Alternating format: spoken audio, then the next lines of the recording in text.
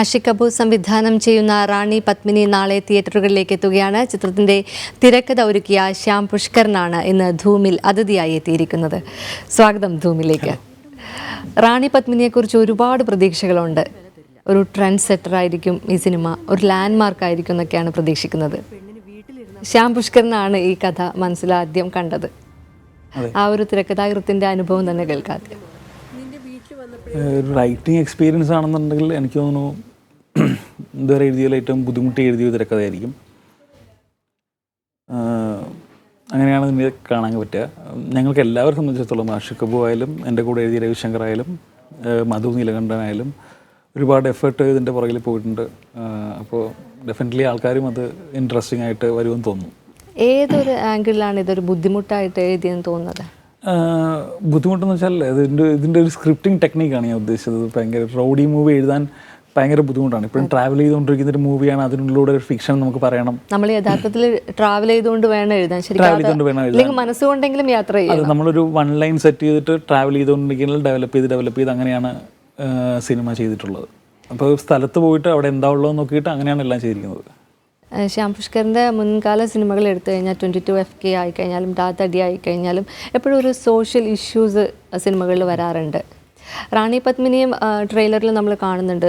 ഒരു സ്ത്രീക്ക് ഒറ്റയ്ക്ക് വീട്ടിലിരുന്നാൽ അല്ലെങ്കിൽ വീട്ടിലിരുന്നാൽ ഉണ്ടാവുന്ന അപകടങ്ങളെ റോട്ടിലുണ്ടാവുക. ഇതൊരു സോഷ്യൽ ഇഷ്യൂ കൈകാര്യം ചെയ്യുന്നുണ്ടോ റാണി പത്മിനി? ഇതൊരു ഫിക്ഷൻ പറയുമ്പോൾ നമ്മൾ ഇപ്പോൾ ഒരു സൊസൈറ്റി നിന്നിട്ടാണല്ലോ ഒരു ഫിക്ഷൻ പറയുക.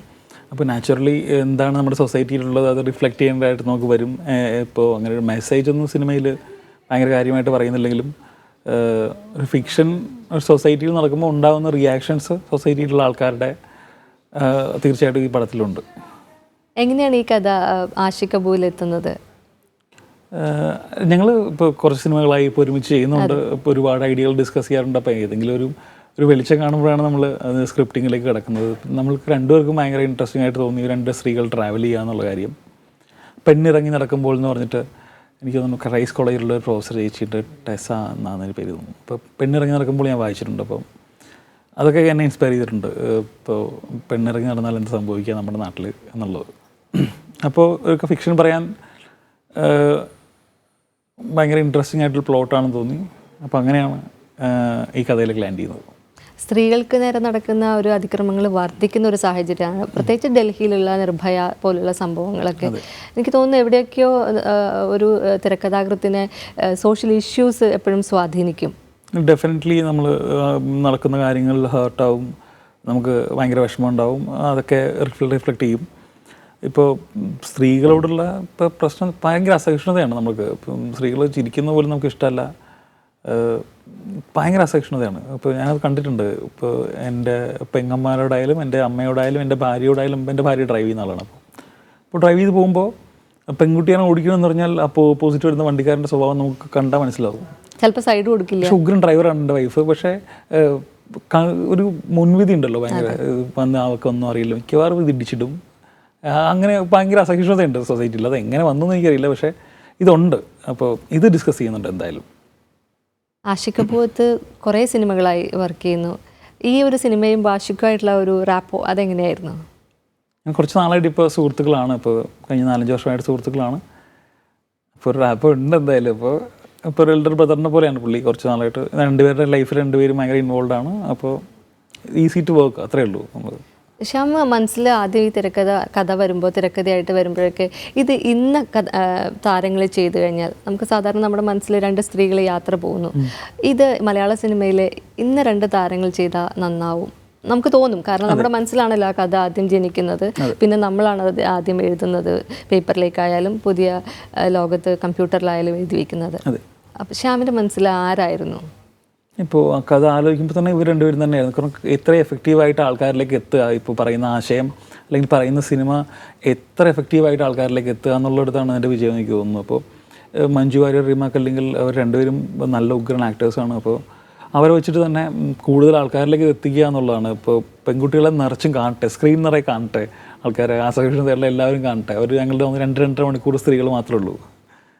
മഞ്ജുവിനെ നമ്മൾ ഒരു നാടൻ കുട്ടിയായിട്ടൊക്കെ കണ്ടിട്ടുണ്ട്. റിമയെ കാണുമ്പോഴും ഇത്തിരി ബോൾഡായിട്ട് തന്നെയാണ് നമുക്ക് അനുഭവപ്പെടുക.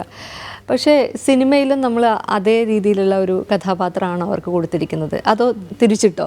ഇതിലൊരു ഷെയ്ഡ്സ് ഉണ്ട്. ഇപ്പോൾ മഞ്ചേച്ചി ഇപ്പോൾ നമ്മളിങ്ങനെ നാടൻ പെൺകുട്ടിയാണെന്ന് പറയുമ്പോഴും ചില സമയങ്ങളിൽ ഭയങ്കര മെച്ചുവേർഡ് ആയിട്ടുള്ള കാര്യങ്ങൾ അവർ ചെയ്തിട്ടുണ്ട്, ലൈഫിൽ ചെയ്തിട്ടുണ്ട്, അവൾ സിനിമയിൽ ചെയ്തിട്ടുണ്ട്. അപ്പോൾ റിമ ഭയങ്കര ബോൾഡാന്ന് പറയുന്നത്, റിമ നമ്മളുടെ സുഹൃത്താണ്, വളരെ ഫാമിലി ഫ്രണ്ടാണ്. അപ്പോൾ അവളുടെ ഒരു സോഫ്റ്റ് സൈഡ് ഉണ്ട്. അപ്പോൾ ഇതിൻ്റെ ഷെയ്ഡ്സ് തന്നെയാണ് ഇപ്പോൾ എല്ലാവരിലും ഉള്ള പോലെ തന്നെ ഉള്ള കാര്യങ്ങളാണ്.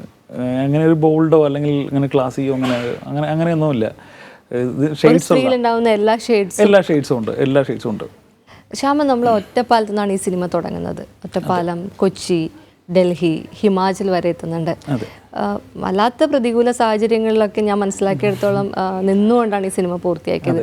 ആ ഷൂട്ടിംഗ് എക്സ്പീരിയൻസ് ശ്യാമ അതിൻ്റെ മുഴുനീള അത് തീരുന്നത് വരെ ഇപ്പോൾ ഈ സമയം വരെ നാളെ റിലീസ് ചെയ്യുമ്പോഴും ശ്യാമ ഉണ്ടാവും മുന്നിൽ. എങ്ങനെയായിരുന്നു ആ ഒരു യാത്ര? എനിക്ക് സിനിമയിലുള്ള റൈറ്റേഴ്സിന് അറിയില്ല, പക്ഷേ ഞാൻ എൻ്റെ സിനിമയിലും എല്ലാ സിനിമയിലും ഷൂട്ടിലും മുഴുവൻ ഉണ്ടാവുകയും പോസ്റ്റ് പ്രൊഡക്ഷനിലും മുഴുവൻ ഉണ്ടാവുകയും ചെയ്തു. ഞാൻ ഒരു സമയം ക്യാമറയ്ക്ക് പിന്നിൽ എപ്പോഴും മിക്കവാറും കാണാം ശ്യാമ ഇരിക്കുന്നത്. അതെ, എനിക്ക് ഷൂട്ടിങ്ങിൻ്റെ പ്രോസസ്സ് ഭയങ്കരമായിട്ട് എൻജോയ് ചെയ്യും. കാരണം ഒരുപാട് ഇമ്പ്രൂവ്മെൻറ്റ്സിനുള്ള സ്പേസ് നമുക്ക് ഷൂട്ട് ചെയ്യുമ്പോഴാണ് ഉണ്ടാവുക. സിനിമ പേപ്പറിൽ എഴുതുന്നതോ ഒന്നുമല്ല, അത് ക്യാമറ വെച്ച് ഷൂട്ട് ചെയ്യുന്നതാണ്. അപ്പോൾ ക്യാമറ വെച്ച് ഷൂട്ട് ചെയ്യുമ്പോൾ ആ നിമിഷം ഉണ്ടാകുമ്പോൾ നമ്മളിവിടെ ഉണ്ടാവുന്നു. ചണ്ഡീഗഡ്, ഡൽഹി, മണാലി, ജിസ്പ, ഒറ്റപ്പാലം, അങ്ങനെ ഒരുപാട് സ്ഥലങ്ങളുണ്ടായിരുന്നു. പക്ഷേ ഈ പ്രോസസ്സ് നമ്മൾ എൻജോയ് ചെയ്യേണ്ടത്. മണാലിലേക്ക് 52 ഡിഗ്രി ആയിരുന്നു, ചണ്ഡീഗഡിൽ ചൂട്, മണാലിലെത്തിയപ്പോൾ അത് 6 ആയി, ജിസ്പയിലെത്തിയപ്പോൾ അത് -2 ആയി. അപ്പോൾ നമ്മൾ പക്ഷേ അങ്ങനെ ആ ബ്രേക്കുകളൊക്കെ എൻജോയ് ചെയ്യുന്നുണ്ടായിരുന്നു, ആ ചൂട് എൻജോയ് ചെയ്യുന്നുണ്ടായിരുന്നു. കാരണം പ്രോസസ്സ് ചെയ്യുന്ന സിനിമ നന്നായി വരുമ്പോൾ നമ്മൾ നാച്ചുറലി ഇഷ്ടപ്പെട്ടു തുടങ്ങുന്നതൊക്കെ. ശ്യാം, ഒരു കാലഘട്ടത്തിൻ്റെ സിനിമയായിരുന്നു ഇയോബിൻ്റെ പുസ്തകം. ഒരു ഹിസ്റ്ററിക് ബാക്ക്ഗ്രൗണ്ടുള്ള സിനിമയായിരുന്നു. അങ്ങനെയുള്ള വിഷയങ്ങൾ കൈകാര്യം ചെയ്യുമ്പോൾ സാധാരണ ഒരു സോൾട്ട് ആൻഡ് പെപ്പറിലും ഒക്കെ ജനങ്ങളെ കൂടുതൽ തിയേറ്ററുകളിലേക്ക് എത്തിക്കുകയും ആകർഷിക്കുകയും ഒക്കെ ചെയ്യുന്ന സ്ക്രിപ്റ്റും രചനാ രീതിയൊക്കെ ആയിരുന്നു. ഇയോബിൻ്റെ പുസ്തകത്തിലെത്തുമ്പോൾ ഇത്രയും കൂടി ഹാർഷായിട്ടുള്ളൊരു റിയാലിറ്റിയെ കാണുന്നു, ഒരു ചരിത്രത്തിനെ നമ്മൾ അടയാളപ്പെടുത്തുന്നു. എങ്ങനെയായിരുന്നു ഈ രണ്ട് സിനിമകളുടെ ഒരു സ്ക്രിപ്റ്റിങ്ങിൻ്റെ വ്യത്യാസം?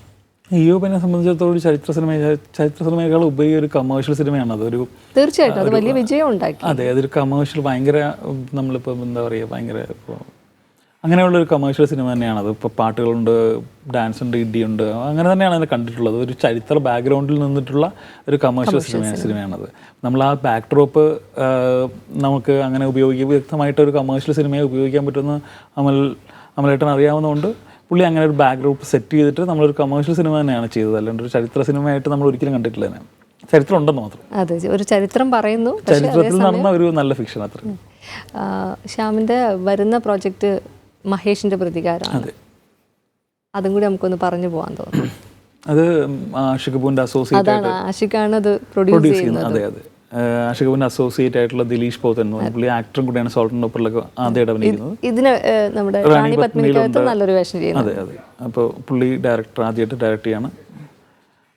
അതൊരു ഇടുക്കിയിൽ നടക്കുന്ന ഒരു ഗ്രാമത്തിൻ്റെ കഥയാണ്.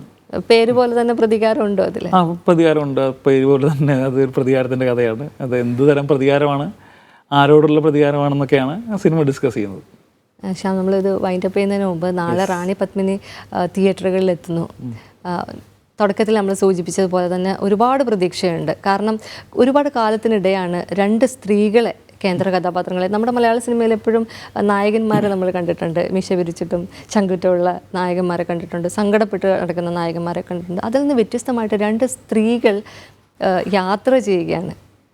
ആ യാത്രയുടെ മനോഹാരിത ഈ ഓരോ ട്രെയിലറിൽ നമുക്ക് അനുഭവിക്കാൻ പറ്റും. ശ്യാം, എന്തോ പറയാൻ വന്നു? അല്ല, എനിക്ക് ഈ സ്ത്രീകളെ വെച്ച് എഴുതുക ഭയങ്കര ഈസി ആയിട്ടുള്ള പ്രോസസ്സാണ്. കാരണം ഞാൻ സ്ത്രീകളുടെ കൂടെയാണ് ജീവിക്കുന്നത്. എൻ്റെ ഭാര്യ, എൻ്റെ അമ്മ, എൻ്റെ പെങ്ങൾ, കൂടുതലും എൻ്റെ കൂടെയുള്ള ആൾക്കാർ മുഴുവൻ സ്ത്രീകളാണ്. അപ്പോൾ സ്ത്രീകളെ പറ്റി എഴുതാൻ ഭയങ്കര ഈസിയാണ് കമ്പയർ ടു ഒരു മെയിൽ ബോണ്ടിങ് സിനിമ എഴുതുന്നതിനേക്കാളും സത്യസന്ധമായിട്ട് എഴുതാൻ പറ്റുന്നത് ഫീമെയിൽ ഓറിയൻറ്റഡ് പടങ്ങൾ തന്നെയായിരിക്കും. അപ്പോൾ നാളെ ഈ ഫാമിലി ആയിട്ട് നമ്മുടെ പ്രേക്ഷകർക്ക് ഈ സിനിമ കാണണം എന്ന് പറയാൻ ശ്യാമിനെ പ്രേരിപ്പിക്കുന്ന ഒരു ഘടകം എന്തായിരിക്കും ഈ സിനിമയുടെ?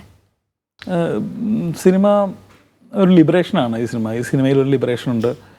നമുക്കത് ഫീൽ ചെയ്യും, നമുക്ക് ട്രാവൽ ചെയ്യാൻ തോന്നും.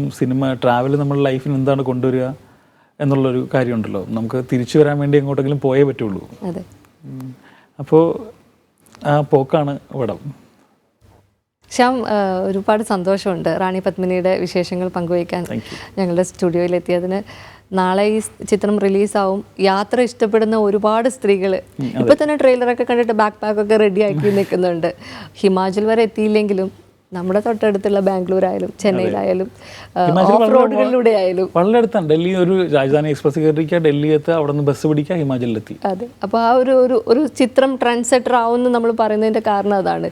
നാളെ ആ സിനിമ ഇറങ്ങുമ്പോൾ അല്ലെങ്കിൽ ഇറങ്ങുന്നതിന് മുൻപ് തന്നെ ഒരു കൂട്ടം സ്ത്രീകൾ, നമ്മുടെ അകത്തളങ്ങളിൽ ഇരിക്കുന്ന ഒരുപാട് സ്ത്രീകൾ, പുറമെ ജോലി ചെയ്യുന്ന സ്ത്രീകൾക്കൊക്കെ എപ്പോഴും യാത്ര ചെയ്യാനുള്ള അവസരങ്ങളുണ്ട്. പക്ഷേ വീടിനകത്തിരിക്കുന്ന ഒരുപാട് കഥകളും കവിതകളും എഴുതാൻ അറിയുന്ന, പക്ഷെ സ്വപ്നം കാണാൻ അറിയുന്ന, എന്നാൽ യാത്ര ചെയ്യാൻ പറ്റാത്ത ഒരുപാട് സ്ത്രീകളുണ്ട്. ഇതൊരു ന്യൂ ഏജ് വുമണിന് വേണ്ടിയിട്ടുള്ള ഒരു പടമാണ് ഉദ്ദേശിക്കുന്നില്ല. ഇത് തീർച്ചയായിട്ടും വീട്ടിലിരിക്കുന്ന സ്ത്രീകൾക്ക് ആണ് ഈ സിനിമ ലക്ഷ്യം വെക്കുന്നത്. ഇതൊന്നും അവരെയാണ് പുറത്തേക്ക് ഇറക്കേണ്ടത്.